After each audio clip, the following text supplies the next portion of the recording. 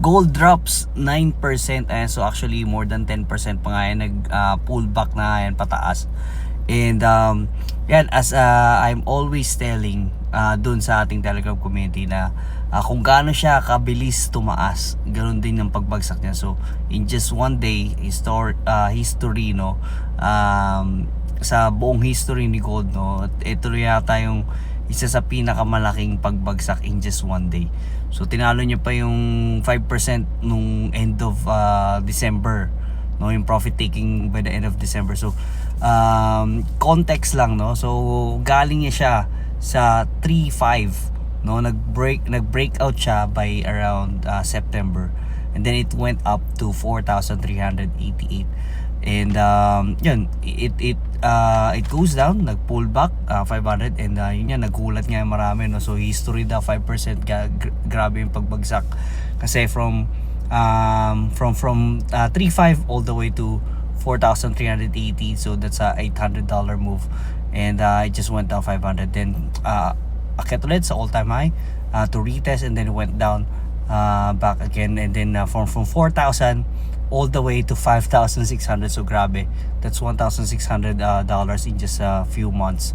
So ganun siya kabilis yung pag-akyat ni gold.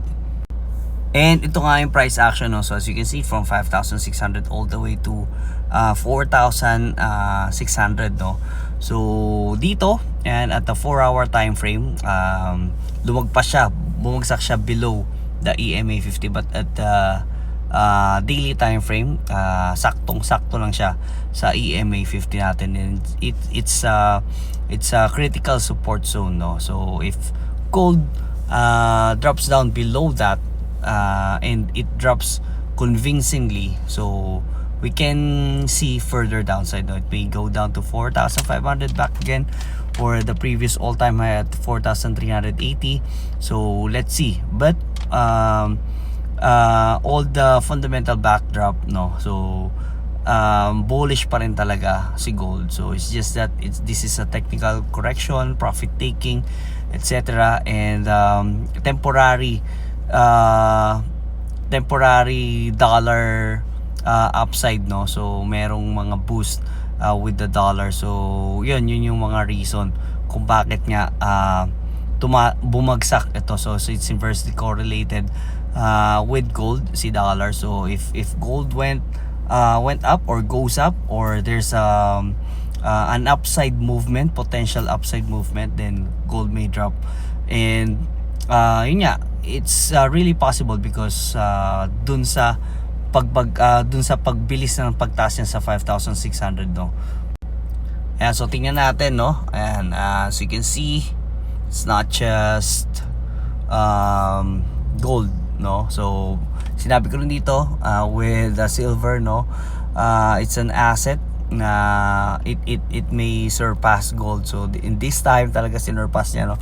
So if gold went down 15% or 10%, more than 10%, silver went down 26%, no. So kung gaano siya kabilis tumaas imagine from 28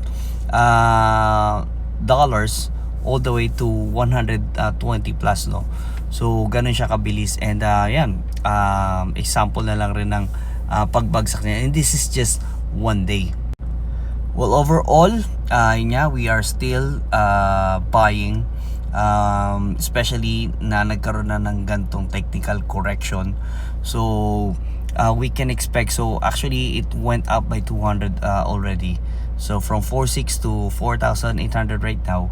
So yung ganun kataas or ganun kabilis yung bounce niya. So in just few minutes, or in just an hour, ganun na kabilis. So that kind of move actually inaabot yan ng ng weeks, yung mga ganun kabilis na pagtaas at galaw, no. So ganun siya kabilis this time with gold. So next week, Monday, yan, so we are still maintaining a bullish bias, no. So if you want to check out, or if you want to receive trading signals or trade ideas, you may check our Telegram community. So nandiyan lang yung link niyan sa bio natin. So I wanna see you there.